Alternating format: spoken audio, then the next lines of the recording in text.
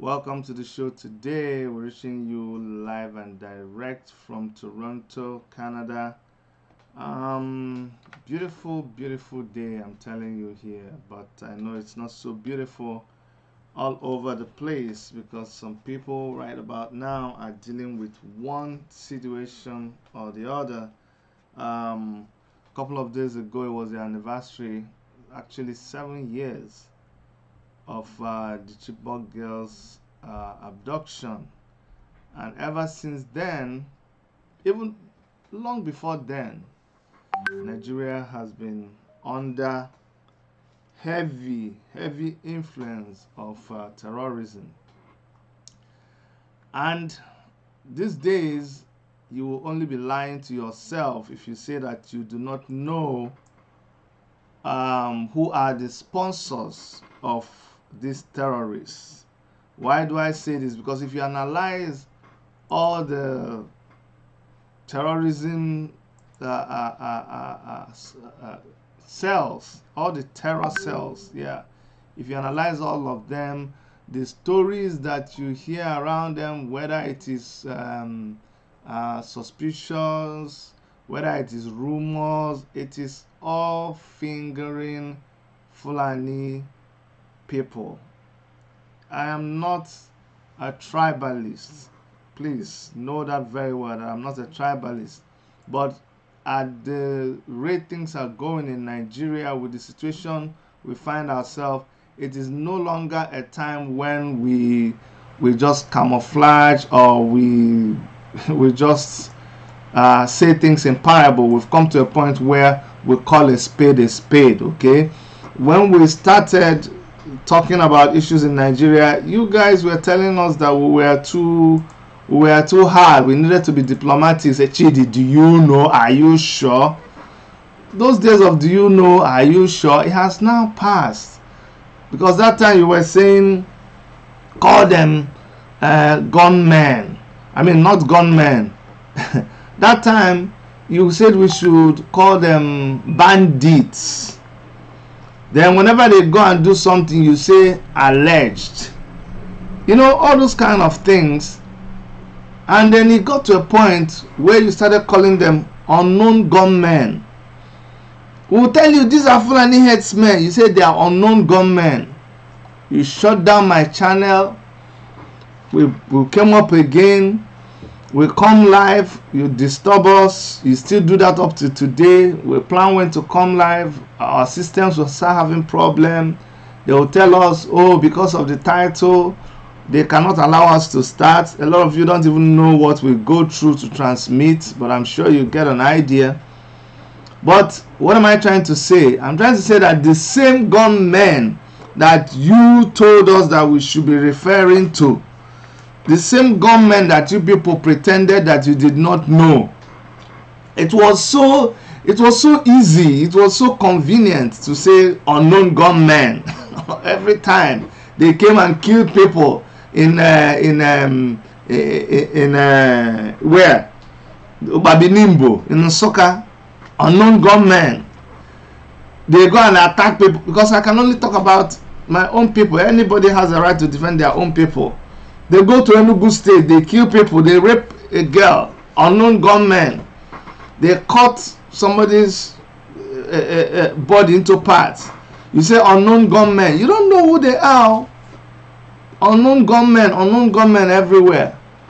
Okay, we now start adopting the unknown gunmen title. And even up to today, when attacks are carried out, not on citizens now, but on the same security outfit that could not protect the citizens. When we say unknown gunmen, you don't want to hear it. You don't want to hear it anymore. Now, you say, no, unknown gunmen is IPOB. Unknown gunmen is ESN. What? I don't understand. How come in the past you didn't know who the unknown gunmen were, and it was very convenient for you to say unknown gunmen, but all of a sudden now In 2 minutes, you know who the unknown gunmen are. I don't know how that happens. But today, I'm trying to be able to tell you that these unknown gunmen, they are people that you know. I think you know them. I think you know why anybody will even be an unknown gunman in Nigeria today. If you say you don't know, you are joking. Do you know that even Boko Haram, the situation that the country is today, after careful analysis, and this will sound very strange, you will almost want to understand Boko Haram. Listen to me carefully. I am not in support of any kind of terrorism. I do not support what Boko Haram is doing. I don't support terrorism in any way. Boko Haram, ISWAP, Fulani headsmen, all of them, they should be cleared from amongst the citizenry. But when you look back in history, you will remember that it was politicians, and you ask me, Chidi, how do I know? You don't need to go very far. When you are going to go and settle a problem between two people fighting, and you ask them, me, I have studied, say I read book well. Yes, I be book, no say I won't brag. I read to some to the higher level where people they read book reach. In one of my courses, which is Law of Contract and Administration, when you study under that course, we study as a contractor. Of course, here you go write contract with people, and inside that contract, when you prepare contract between you and your client, you go write about arbitration. Arbitration are the part where you go talk say, when we get problem between me and you, we need somebody to arbitrate, somebody to settle the case for us. So when we get to arbitration, ahead of time, two of us go appoint or go nominate people. Inside the contract, we say, when he reached arbitration, how we go take settle this matter? Then two of you will say, when there is an issue to be settled, we will settle it like this, like this, like this. We will either call this person or call this person. Then we will now list the name of people that we will be inviting for arbitration. And usually these are people you trust. These are people you have something going with them. You don't go and call your enemy as somebody that will be there for you during arbitration. Your enemy will say, hey, you are wrong. So when you see somebody like, when you see a group like Boko Haram, if you want to know who is their friend, go and see who they are inviting for arbitration. So it is not surprising. What am I talking about? I'm talking about that you know all of these things, especially the Nigerian government. You pretend you don't know. I think you know. You're just deceiving yourself. You knew who Boko Haram was, because when Boko Haram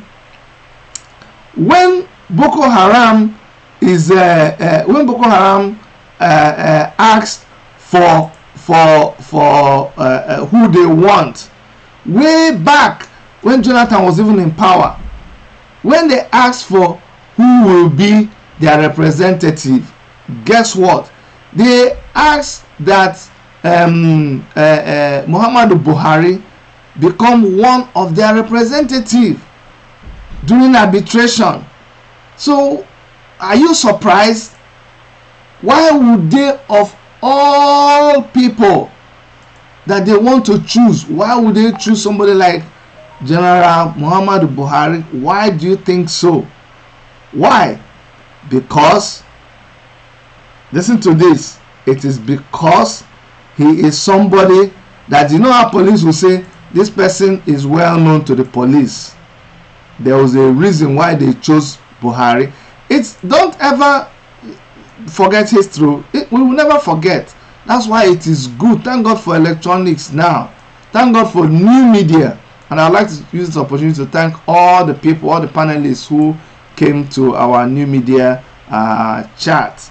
Now, all of those people who are using new media, thank God for new media. This is something we have from 2012. Boko Haram names Buhari, 5 others as mediators.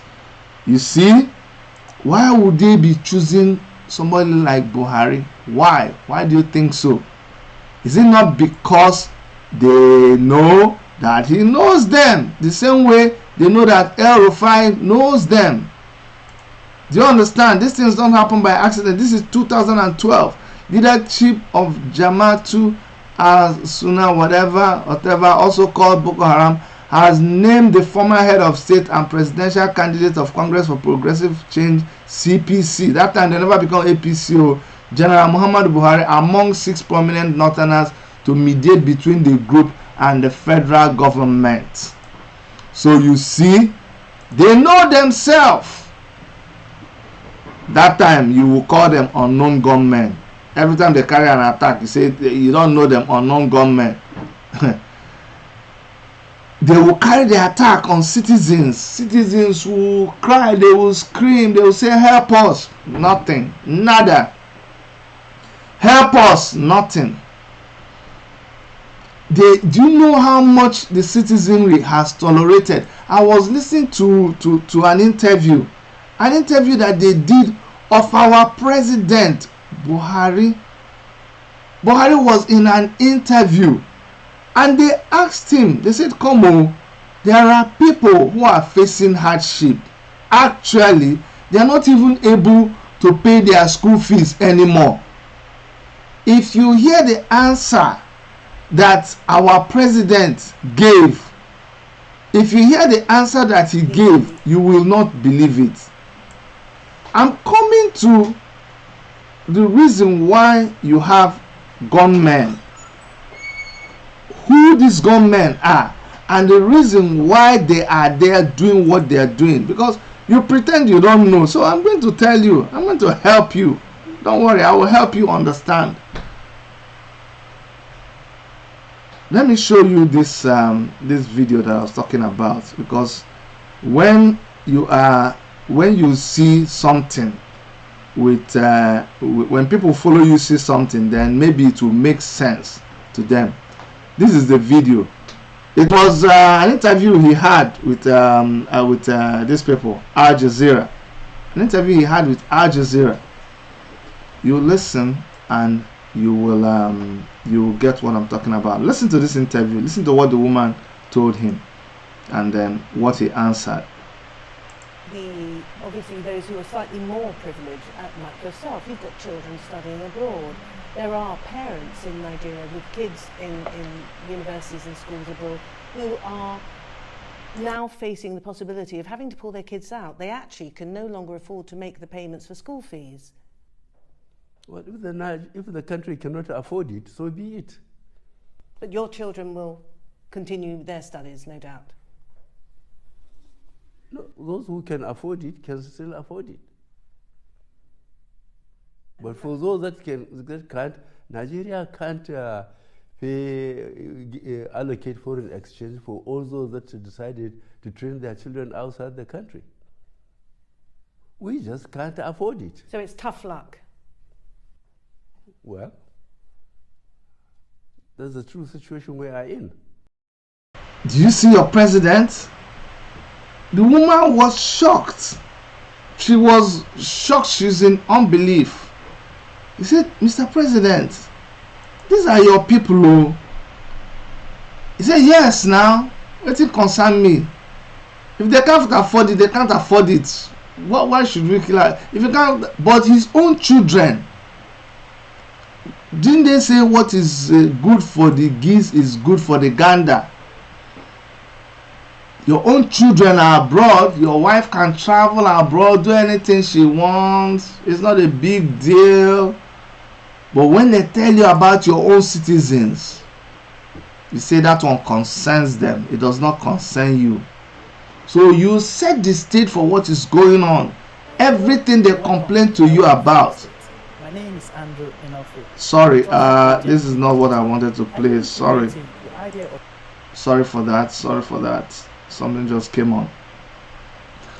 But what I'm trying to say is that you see all these people that you think that they are not seeing. You think what they are going through does not concern you. You may think that one is like an old thing. That one happened so many years ago. That's what you might tell me. That Chidi, this is an old thing now. Talk about now. Okay, let me show you what happened on April, as if April 15th or so, just a few days ago. Not up to, that's like 4 or 5 days ago. Yeah, I think 5 days ago when Buhari, the masked Buhari, there was something I noticed. I'm not saying anything, no. It's everything in Nigeria is alleged. So me too, I'm going to go the way of alleged. I saw that Buhari did not put his mask behind his ear. I immediately pointed it out. I told my wife, I said, now wow, Buhari did not put his mask around his ear. Remember what Mazi Nnamdi Kanu said though. So I don't know. Okay, let us allege that Buhari did not put his mask behind his ear. Is it possible that thing about mask that thing about mask behind the ear, is there any truth in that? I don't know, because the way it is showing now, I don't know why Buhari's mask I will show you something.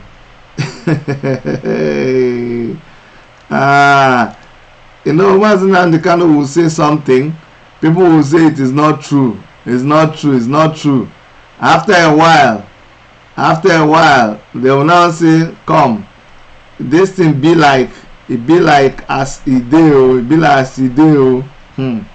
So let me show you a picture and let us be hey.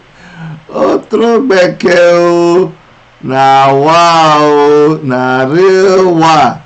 I'm telling you, this one I just went on the internet now to point something out. You remember when there was this controversy, Mazi Nnamdi Kanu said, look, that thing is wearing a mask. That thing is not Muhammad Buhari. And a lot of people said, no, Chidi, I can't believe that even you too, you're saying that thing. Okay, make me say alleged. You know, Nigerians, we like to hear alleged. So we allege too that when Muhammad Buhari put his mask on his ear, the ear was folding. And Mazi Nnamdi Kanu said that, look, the ear cannot fold like that because ear has cartilage. And that is what makes your ear hold the mask when you put it there. But when you are wearing a mask, the mask, this high definition mask or whatever they call it, that high definition mask, it covers your ear. Your ear does not go into the ear of the mask. So the mask, the ear is just rubber. So if Nnamdi Kanu is correct, then that means the reason why the ear is folding is because it is made of just rubber. It does not have cartilage in it, and therefore it is not a real ear. Now, thus I told you we are alleging. That's how everybody likes to hear the news. We are alleging. So I came to show you something on the internet. Then I now remember this one that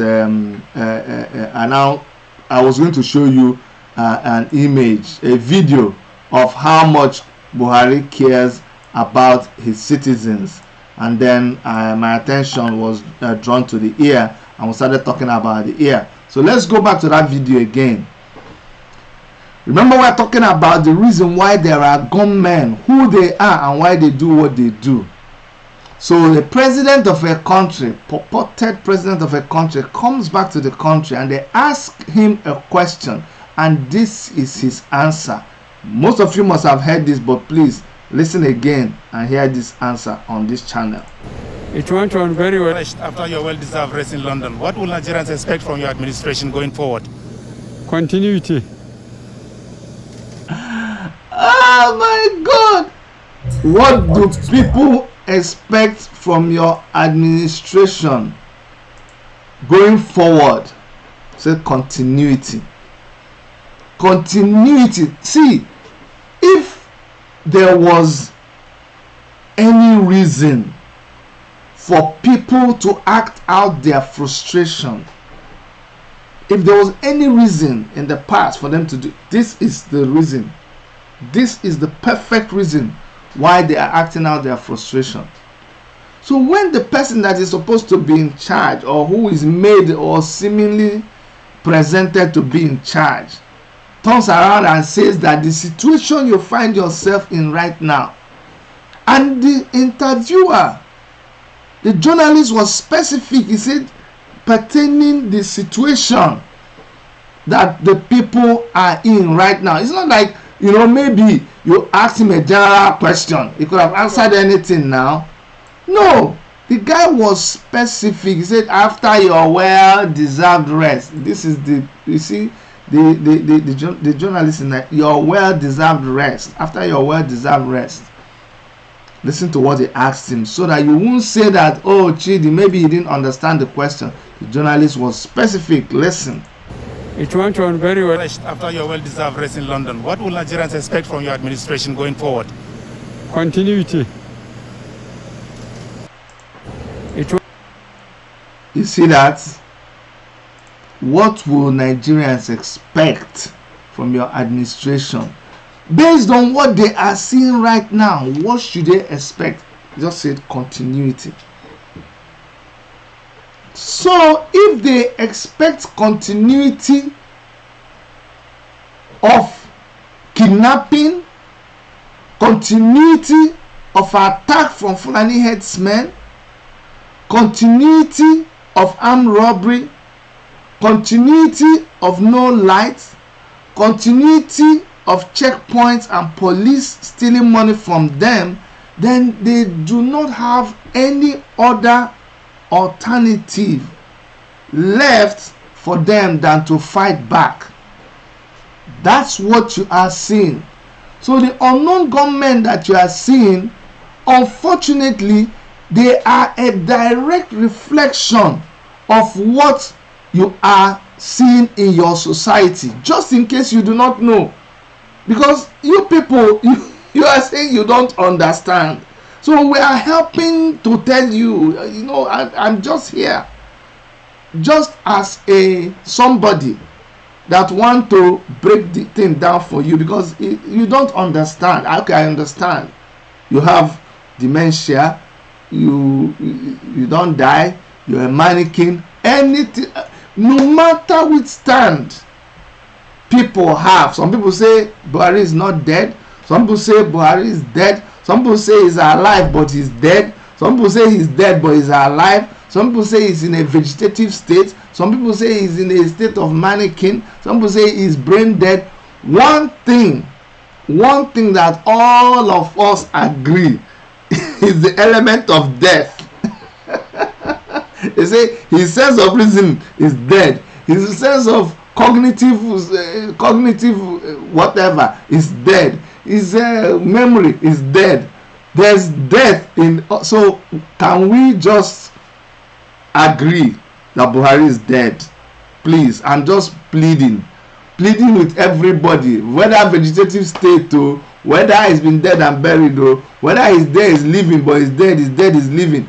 Can we just pick out one denominator, one unifying word in all of that? Is dead. So it is easy, it is convenient. We may be right by just saying that. Ladies and gentlemen, fellow debaters, moderator, panel of judges, timekeeper, with these few points of mine, I still maintain or I still propose and maintain the motion that says that Buhari is dead, finish, Balava, everybody go home. Do you understand? But since you don't understand, Mr. President, sir, I'm only here to try to make sense out of this whole thing, to make you understand that just in case you are thinking that you have seen the end of the activities of unknown gunmen. No, you have not. You have not. And for you to stay and be playing games, thinking that choosing, you're just choosing, just as a matter of convenience. As a matter of convenience, you're just choosing who to accuse of being unknown gunmen. You're joking. You're just seeing a beginning of it. You are just seeing a beginning of it.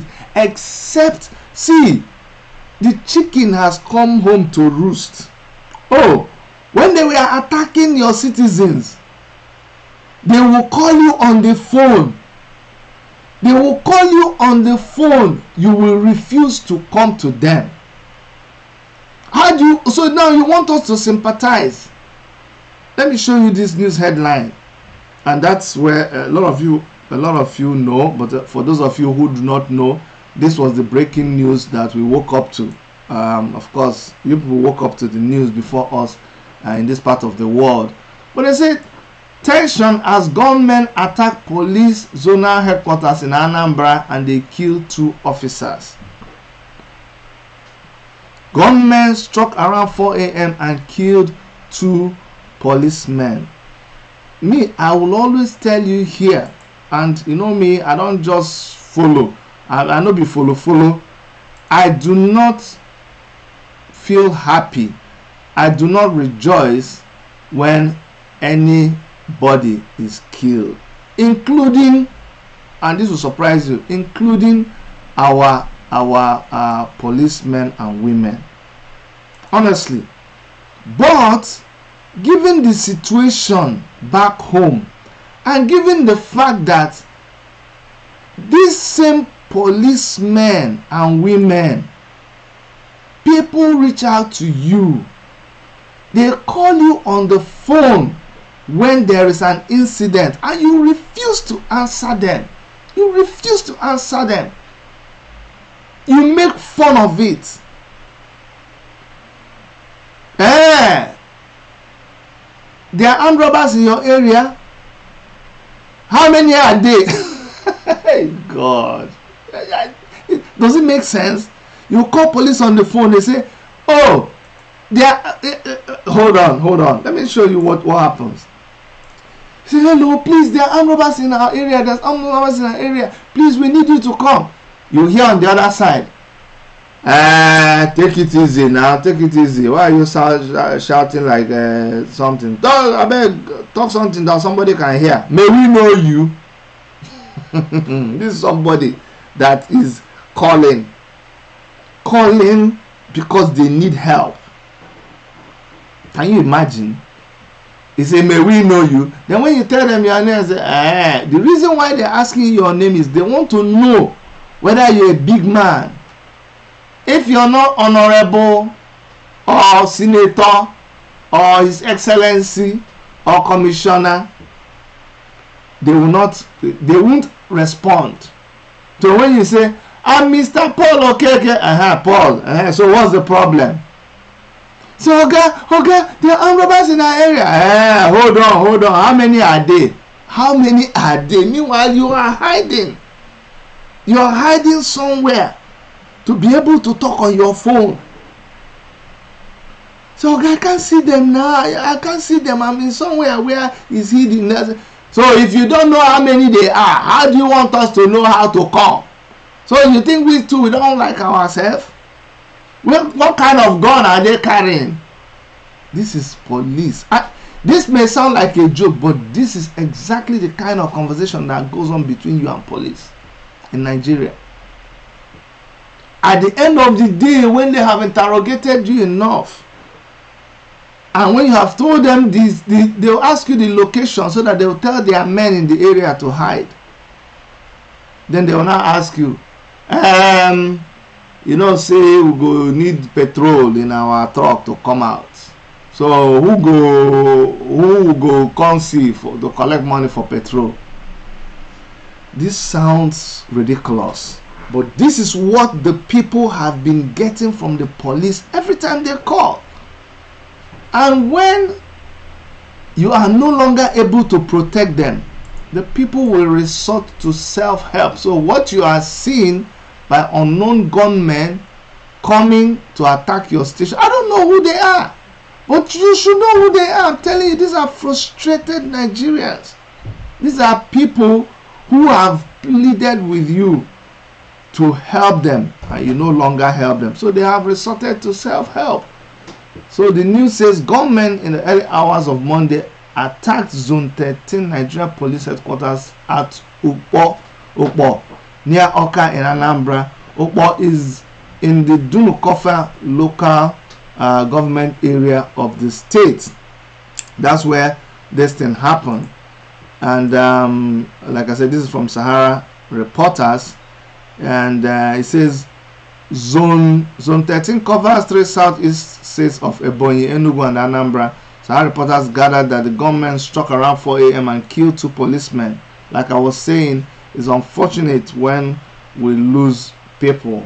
The same way it is unfortunate when we lose 25 people at the hands of killer headsmen, terrorists. When we lose them in Ebonyi, when we lose them in Soka, it is unfortunate. So the same way it is unfortunate that we are losing these 2 policemen. Now the disease were identified as Inspector Ishaku Aura and Uzoma Uwebuka. Their bodies have been deposited at the hospital's mortuary.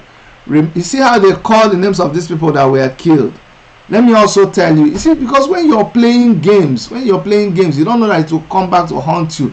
I remember way back then when police will go and kill IPOB people. You just kill them, then you come and say, there was a gunfight between the police. And these are unarmed people. They didn't have any gun. They were just out holding a meeting. Remember in Enugu, when you killed them, you said they killed policemen too. You never told us their name. You never showed us their bodies. You see how immediately this one happened, you said the names of the policemen. You said the things about them clearly. This is when it is true. But when it is not true, you just say that the report said that 5 policemen were killed. We never get to see them. We never get to hear their name. Anyway, the incident is the latest in what appears to be a growing trend of attack against security personnel in the southeast region of the country. On April 5, gunmen attacked the police headquarters and the correctional center in Owerri, Imo State, burning 38 vehicles and freeing 1,844 inmates. Police stations have also come under attack in the region with many officers killed. Southeast governors recently announced the setup of a joint security outfit codenamed Ibubago to battle rising insecurity. Please don't kill me. Don't be annoyed, sir. Sir, don't be annoyed. I remember that. They used to tease me. My wife can't stand it. Don't mention. Okay, don't mention. Don't be annoyed. So please, don't be annoyed with me when you see me laughing. Why am I laughing at the Bubago? Shebi, when the Southeast governors, see our Southeast governors, you people are a whore.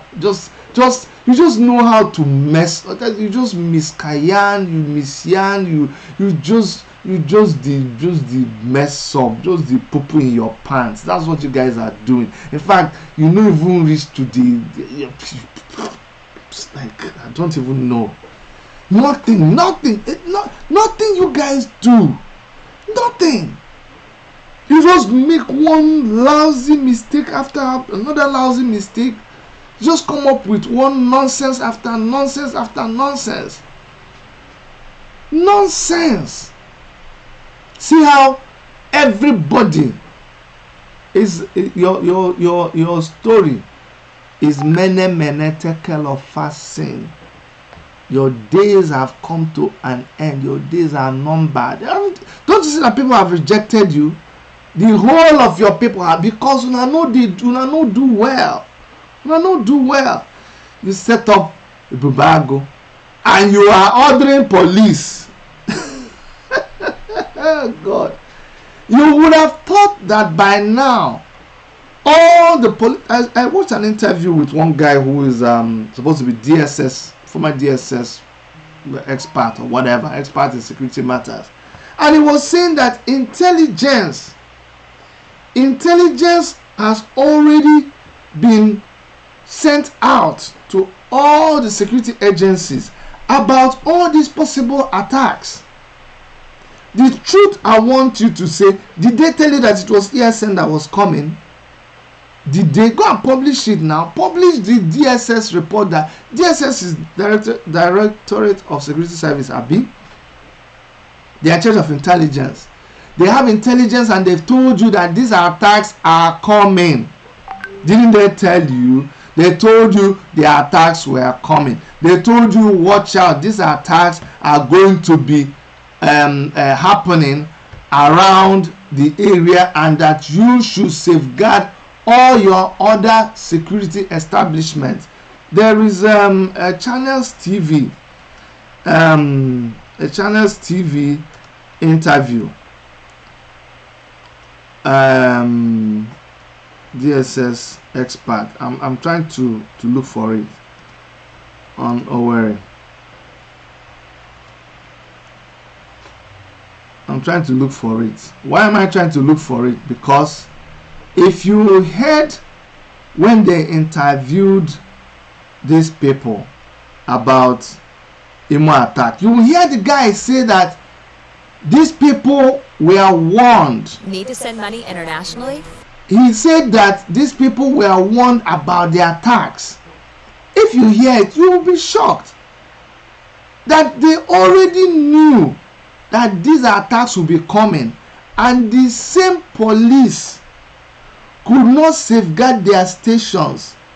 It is this same police that you are now handing over the protection of your citizens. They are the same people that you are handing over the protection of your citizens. Let me. This is from TV 360. As we continue, we are going to see more of these. Okay. Because the police. No, hold on. You need to see this. This is interesting. This is not even the one that I had. This is not the one I had in mind. But let's listen to this one, because this too is interesting. You know, I just did a search and this one popped up. So let's listen to this. This, like I said, this wasn't the one I had in mind, but let's listen to what they have to say in this one. Now, earlier we spoke to a former director of the Department of State Services, DSS, Dennis Amakri, on the attack of Imo State Correctional Facility and the police headquarters in Owerri. People and the citizens and the police have a trust deficit. There is no love lost between the two groups. And I think as we continue, we are going to see more of these, because the police is not your friend. And how do you express a situation where there is brutality by police? So I think the society is reacting to the police stance on law enforcement. Any prison should have a static security space, or what we call defensible space, a space that is in between the prison inside, people inside, and those outside. And even if you try to break the first wall, there will be other walls around it that you cannot easily penetrate. And then, of course, most of the prisons we have now are in the middle of towns. They are right in the city. Prisons are supposed to be isolated areas, either on an island or in a very remote area. But now we find out that our prisons are right next door to us. So did you hear this? You know, maybe if you heard it from me, you will not believe it. You say, Chidi, Abba, this one you're talking, how do you know? This is somebody who is a former DSS personnel. So at least that one, you people will say, oh, okay, you will say this person is an expert. So you heard it from the expert. Anyway, let me leave that one alone. That's not what I want to talk about today. But you heard it from him that there will be more of these attacks. And the governors, you see, this is a clear confirmation that the governors don't care about the people. You already heard that the president, when the head is rotten, like if the head is rotten, the whole part of the body is dead now. Nothing. If you're brain dead, when somebody is brain dead, they could be breathing, and they can stay breathing for years. When the brain is dead, they can stay in coma, they'll be breathing. But the rest of the body is gone. Nothing. That is the situation. When the head, who is supposed to be the president, the leader, is dead, brain dead, cell dead, living dead, mannequin dead, Saudi Arabia buried dead, all of them now all die. The man is dead. When he is dead, what do you expect?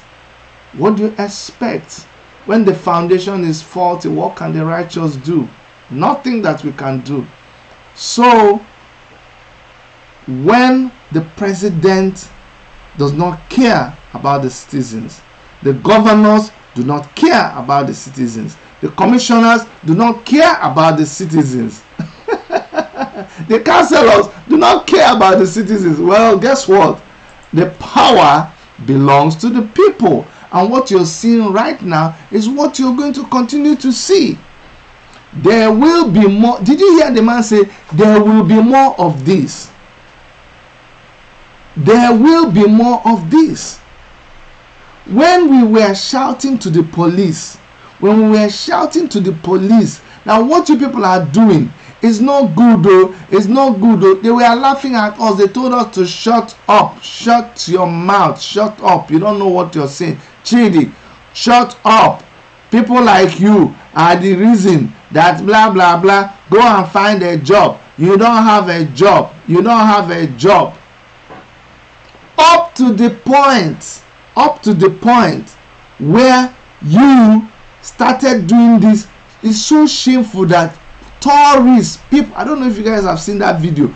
Tourists, somebody who is driving past Nigeria, that one, I felt so ashamed. I felt really ashamed. This is a tourist, somebody who was just passing through. Nobody say, you know them now, these people that go on a trip and they pass through countries. This guy was driving through only for them to police. I'll show you. Police stopped this guy and they were asking him for bribe. I hid my face in shame. I couldn't believe it. What will this guy go? But you know what? The guy, listen to the video, you see that the guy did not even sound surprised. He sounded like they already warned him that this is the kind of thing he should expect from Nigeria, because you can tell that he was really, he was not surprised. Just watch this guy. This is an encounter with an international traveler, a biker. Even when he said he was traveling through, the police was not after his visa. They were not after his travel documents. This is why you are on the road. They didn't even ask him any of those. Just let me not watch and see. Then you will understand. Bonjour, hello. Bonjour. Ça va? Hello. Huh? Good afternoon. Good afternoon. Where are you coming from? España, Spain. Spain. Oui. From Spain? I crossed to Nigeria today. What do you bring for us? I don't have anything yet. I came. Don't tell me that. I came today. I didn't change money. I didn't tell anything. I came. See, don't be say the money. Don't tell me say you are collecting suspect the money. Huh? Money you collect and change it here. Yeah, but I still didn't change. I have my credit card. When I get to Lagos, I take money, but I didn't bring. I came today. You want to bring money with us? No, I have the credit.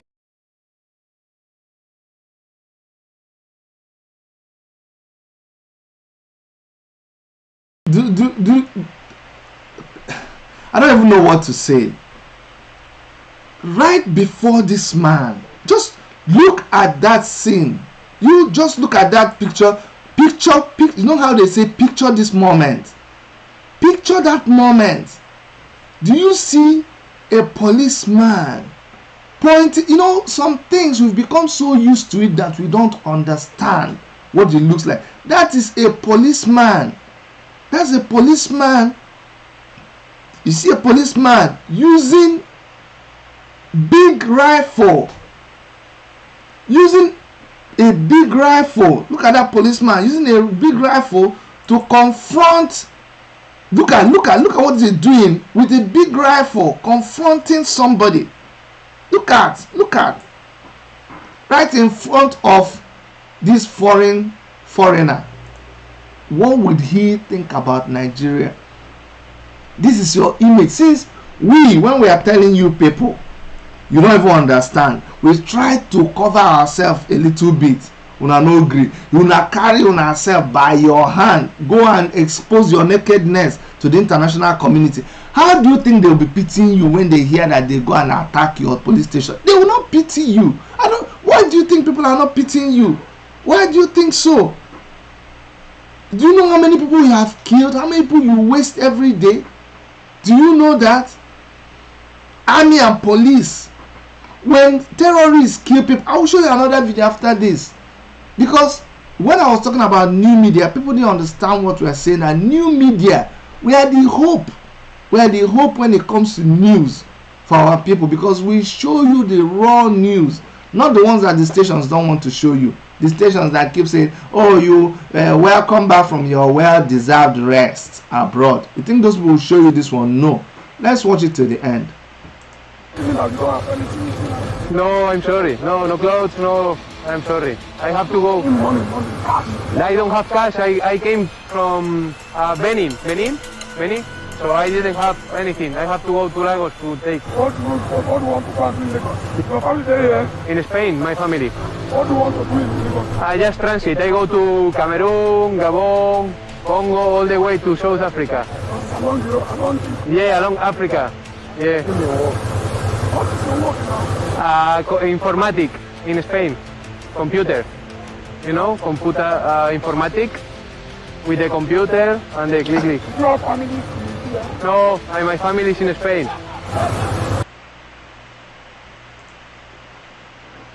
Please, somebody tell me when it's over. Did I finish? This is your police. This is your police that wants sympathy. This is your police that wants this. They want you to sympathize with them.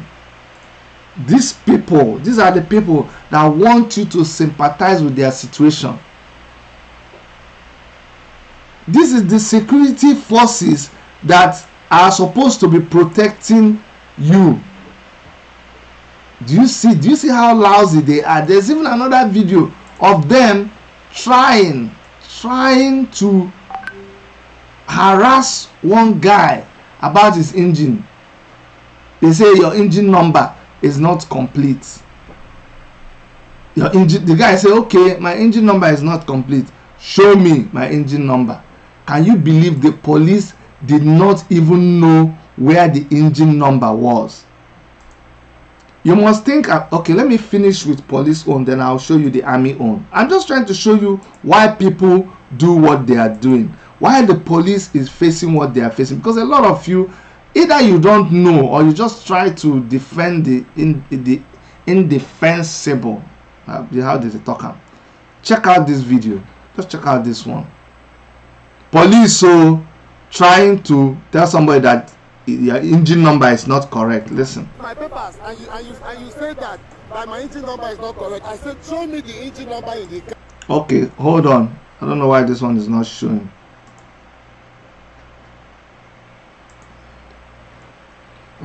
Why is this one not showing now? Hold on 1 second. Let's make sure that this one is showing. Yeah. Okay. Now we have it. It should show now. Good. All right. My papers, and you say that my engine number is not correct. I said, show me the engine number in the car. Mr. Wulu, show me the engine number in the car. I'm just before Ikokuya, this Catholic church. You say my papers is faulty, that there is an engine number and it's not on the paper. Show me that engine number. Let us cross check it with the paper he has here and find out. We are going to station for what is my comment? What is my crime? Why would I? No, you kill me. You kill me. You know what is seeing us. This is your Facebook. The whole world is seeing us. This is my wife. The whole world is seeing us. The whole world is seeing us. Show me the engine number. I didn't do anything. You're with my papers. You said the engine number is not correct. Show me the engine number in the car. You cannot show me. You're telling me to call a mechanic. Is that how we behave? You guys will kill me. Christian Wulu, my one police. You show me the engine number. I bought my van. You have searched the car. He's going around the car. Show me the engine number. You cannot show me. Give me my papers. You don't want me to go. Why? I don't know why you choose to intimidate me. Chai! Oh my God! You see, I don't. People like to. You have not heard in your elementary physics. I hope you went to school, but even if you didn't hear, even if you didn't go to school, primary, my children. Anyway, I can't even compare them now because now they learn the things that I learned in the university. They are learning it in primary school. But didn't you ever hear about there is every action has an equal and opposite reaction? So what you're beginning to see right now, not be only from my mouth you hear the DSS man already told you that more of this will happen. That it is a reaction. The people are fighting back. It's an expression of what you have been giving to them. What you have been giving to them, that's what you're getting now. And so, you see this kind of treatment, that is exactly why you are having the unknown gunmen attack you. And it is not only the police, even the military. Can you believe that that when they go and attack a village, that military men, Nigerian army, I kid you not, I'm going to tell you this one. This one is from somebody, a victim, where Fulani headsmen are attacking and killing right now, where you have ESN trying to help the people. I'm going to tell you, this is a video that was released by the people themselves, not be me. Hear what they have to say about the same security forces that are supposed to be protecting them. Listen to this one. Good morning, everybody. I'm from Ebonyi State. Mbo, go. That side, that fight, as in that fight has been happening since yesterday morning. I want to tell you the details because I was there live and direct. This one will be said and tell me. Fulani, they came into our community, like in our village, yesterday, very early in the morning, around that kind to 4 in the morning. So when they came, they started killing people. They started burning down houses, and some people started running. So in our own side now, we happens to hear the information on time, so we started running. Understand? So if they happens to come to your own compound, they will kill people. If there is nobody there, they will burn down the houses no matter what. And they are burning down the fine houses there. Now the army people came Instead of the army people to stop this Fulani from killing us, do you know what they did? They started looking for a way to gather the dead bodies that the Fulani have killed. They want to take them away.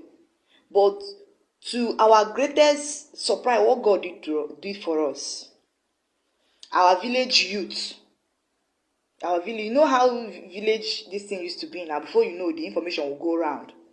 They all came out with their machete and the sword of them, blocked the army this thing, and told them that they are not going to carry dead bodies and away or something. Understand? And they were saying no, they need to carry it away. Blah blah blah blah blah. Our village youth blocked them and took the dead bodies away from them by force. And them have seen that our village youth are bigger and more distant than them. And they look at their eyes, they know that these guys, they are not joking. Oh, they will kill us here and burn down this thing. They leave this dead body and roll. They came to protect Fulani. They came to take away the dead body so that there will be no evidence to show. That is what they came to do. You see, stories like this are chilling. What we are here to report from the side of the citizen. Well, this is the office of the citizen. That's what I occupy, the office of the citizen. We are here to tell the story from the side of the citizen, because if we don't tell the story, you will hear about the story only from this. The only one you see is that they killed the police. See how far we have come. We have now come to a point where, look at that fine girl, young girl like that, will be doing video about how they come and they kill our people. Do you see how hard they have made our young people? This is a girl that should be crying while she's talking about something like this. But she has seen death. They have killed people. And you know, these ones, they kill people with machete. Tear them, cut off their head. Do you know what that girl has seen? You know, over here, I see people get admitted, people being paid money, you know, to go through therapy. They say they get trauma, say they want to kill themselves. Some of them is because their boyfriend left them. Some of them is because there was a show on TV and they didn't see the last part of the show, and they didn't record it. Some of them is because they asked for a video game and their parents say they will not play the video game. If you go and see all manner of cases why people are getting psychological help, why people are going through therapy, if you see what they have a shooting somewhere in America, and in Canada, they have open lines where people can call and they will get advice and they will get therapy because of the shooting that happened in America. Believe it or not, when there was NSAS going on in Nigeria, here in Canada, they were providing help for people to deal with the situation. It's funny, but it's not funny. But look at that young girl. These are the kind of people. You see what? These are the people that need therapy. These are the people that need help. Imagine what kind of a human being that young girl will develop to be. Imagine the kind of trauma that she has seen.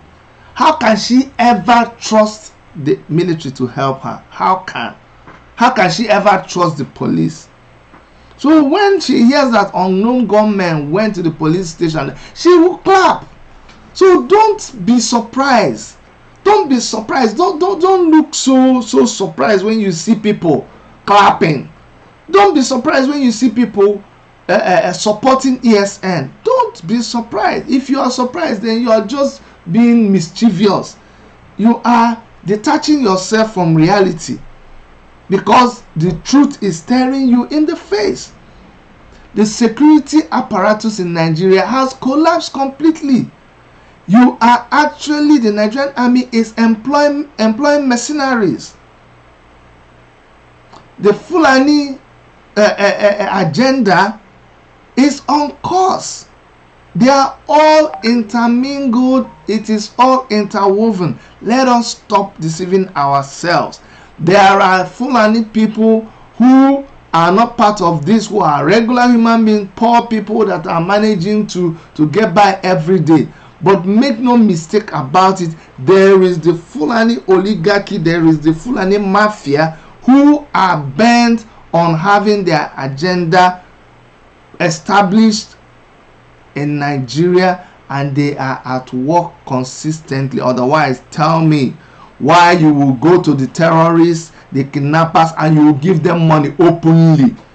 And the people you're giving money are strapped with AK-47 and rocket launchers, and you carry money and you give them. And you are surprised when they come back more sophisticated. And then you go to ESN and you say you're going to dismantle them, you're going to kill them, you're forming a bubago to counter them. And the Mumu people, that the ones I don't understand is the Mumu people who are actually agreeing to what you are saying. Isn't it surprising? Then you will say you are traveling on the road. You are traveling on the road, then all of a sudden you don't know what happened. The 35 million or the 25 million naira that you had, they just stopped you. Military convoy, the same army. I've shown you the police, I've shown you the army that the Ebubago governors are going to team up with. These are the crop of security personnel you're going to team up with. These same security personnel. These are the people you're counting on. That they were in a convoy. And in that convoy, they came out of the bush. They disarmed men. They did not kill anybody. They disarmed them. Took all, and they had to attack the one that was carrying military equipment. So watch how this thing is going. And reason. For one set of people, an accident happens to a convoy fully loaded with arms and ammunition. Watch, oh. They disarmed them. They took up. Why are you talking to? Come on now. Like, do I look stupid to you? Do I look crazy? Like you think I'm a fool? What you talking about, man? What you think I am? You think I'm a fool? What the hell are you talking about? What the bloody hell are you talking about? Like, you know what I'm saying? Like, do you understand? Like, you must think I'm a moron. Like, you must think I'm a fool. Let me talk about me, Chidi. You think I'm a fool? Do you actually think I'm a fool? Like, you really, really are convinced that me, Chidi Wanyan, I am a buffoon. I am a nincompoop. I don't have brain. When you tell those kind of stories, in fact, I feel insulted. I feel actually humiliated that I'm listening to you. In fact, I feel violated by you telling me that kind of story. They disarmed you. Then you carry the whole guns, ammunition, rifles, everything. You dash the people, Fulani headsmen in the bush. You say they disarmed you. You put 23 million on top of them. Around the same area that they attacked Governor Otom. Shebi Governor Otom said he's waiting to see what Abuja will do. Well, I hope he got his answer. Because after they attacked him, he said, we know the people, no? We know where they are. They are between Makurdi and Boko. We know where they are. We know the particular forest. But I'm waiting to see what Abuja will do. Few days later, that's when the convoy was attacked. And 23 million, a bit more, cash was taken. And guns and arms and ammunition was also taken. They didn't kill anybody. They quietly offloaded the whole thing. And the military men went back. What you did was you just delivered it to them.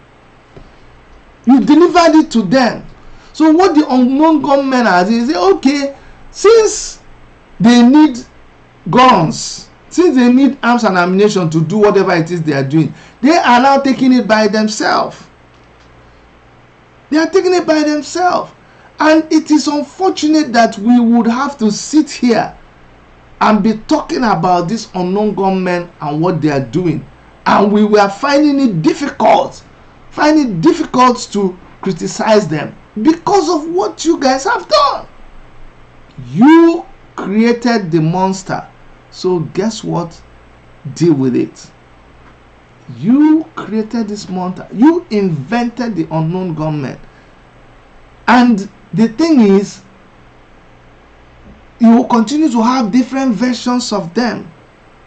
They'll be uncontrollable. You created this environment. Where is it all headed to? Revolution. Eventually. Revolution. What is the first word in revolution? Revolt. The people are revolting.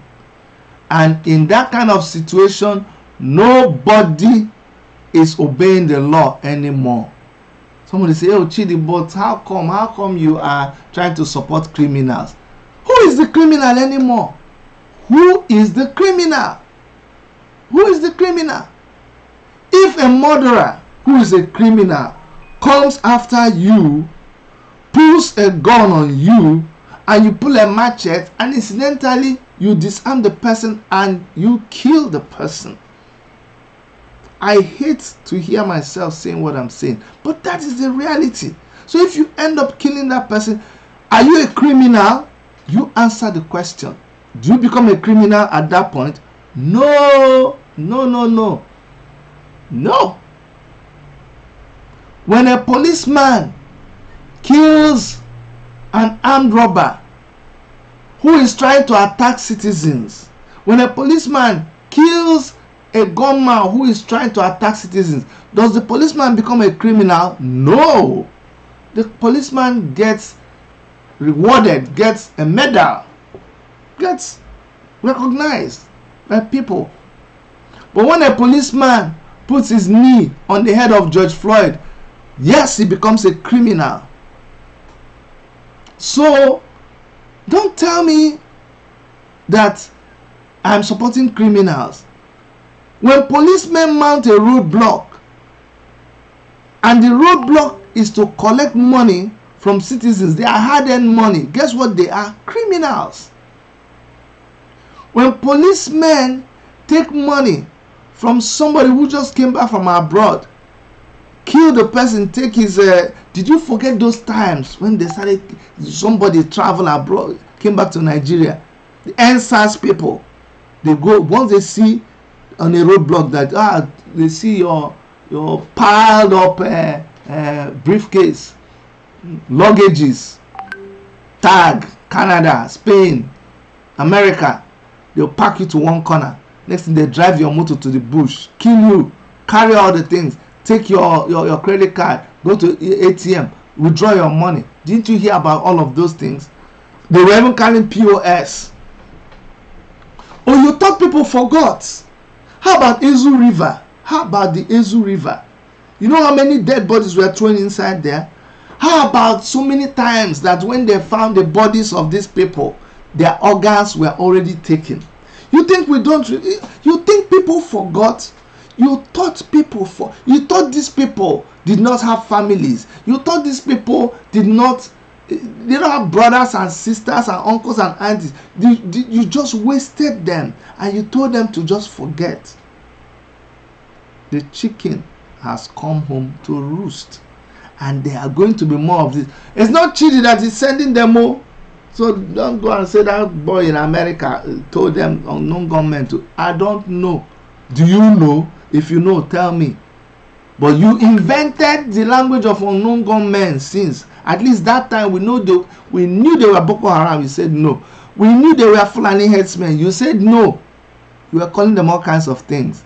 So since you didn't know, until all of us accepted that we don't. So today, any unknown gunmen, let them keep doing what they are doing. It's not me that sent them.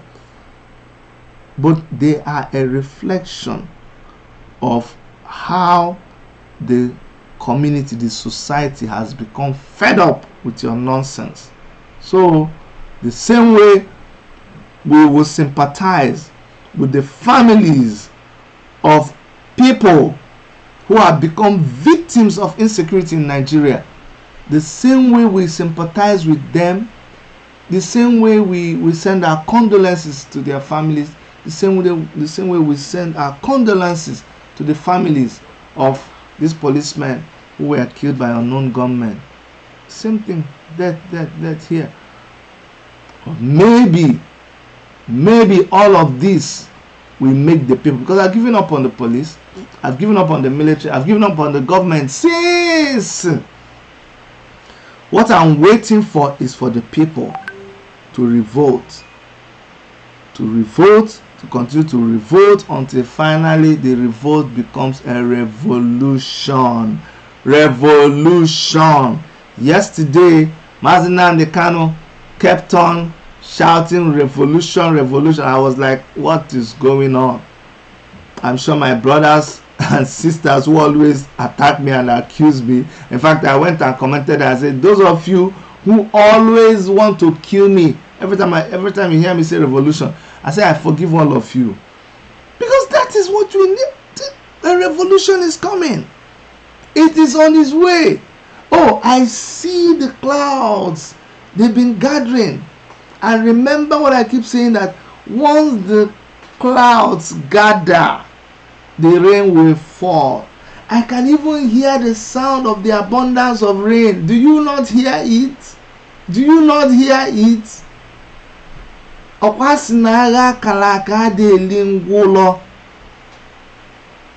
speak it like that now. They say, my wife is from Gunmen.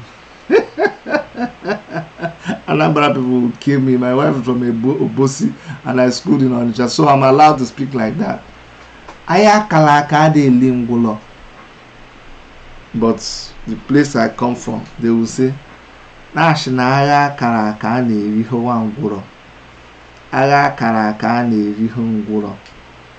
to my general Nigeria public, my fellow brothers and sisters, and my other people, that proverb says that the war that they announced, the war that they publicized, does not kill the cripple or the handicapped.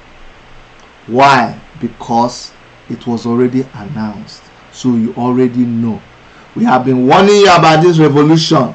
We have been telling you about this revolution. You know here. We clap for you. You know here. We beat our drums for you. You know here. And those of you who are saying, there's a few who are beating the drums of war. Hey! There is nothing I have not faced. There's nothing I have not experienced in this job that we are doing.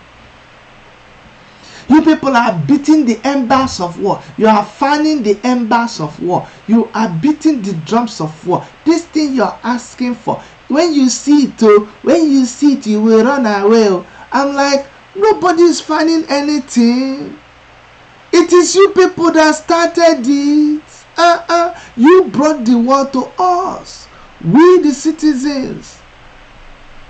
And so inside the citizen is gentle people, talkative like me, but then you have coconut head. Then you have the people where their head don't come out. You get area boys too. You get boys where they smoke banana. Then you get the people where they smoke pawpaw leaf. So inside all of we, there are people who we don't have control over them. So if they decide to be unknown gunmen, what can we do about them? Oh, you forgot. You forgot that madness. Nobody has monopoly of madness. Oh, you forget that. You forget that it's because you have always continued to show us different types of madness through your police, your military, and all of those kind of people. There are people that are within our, there are some boys who by by the declivity of their composition. These boys are very, very mental, and when they begin to exhibit their level of mentality, they are beyond control. So the situation that you people are beginning to experience is a direct conflagration of the reason that you people are really, really very, very obsessed with this their level of and their position of grievance. So they will by default exhibit this thing that you are seeing. And as a political analyst have analyzed it before, there's going to be subsequent explosion of this kind of aggravation. So for all of you who think that it is just a momentary exhibition, there will be very, very many of these spontaneous reactions. And when these spontaneous reactions are happening, the only necessary thing that we expect from the government is a consultation with the people, a listening to the needs of the people. Okay.